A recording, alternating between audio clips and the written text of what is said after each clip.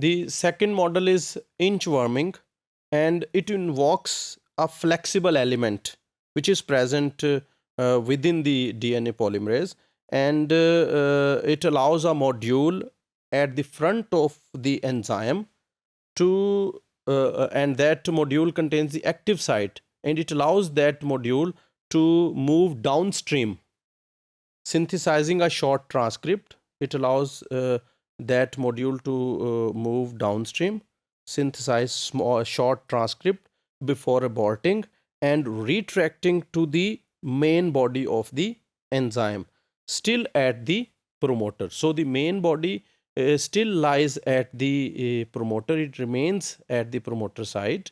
It contains a flexible element, and which allows the front module, and this front module contains the active site. It allows it to move and then retract back to its original, and the main body of the polymerase remains at the site. This is main body, and this module contains the active site.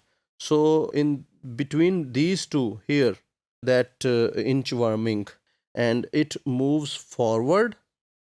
It synthesizes this small transcript and then moves back to its main body. So this is inchworming model. The third model is the scrunching model, and it proposes that DNA downstream from the stationary promoter bound polymerase is unwound and pulled into the enzyme. The DNA thus accumulated within the enzyme structure and is accommodated as a single-stranded bulges inside the enzyme structure.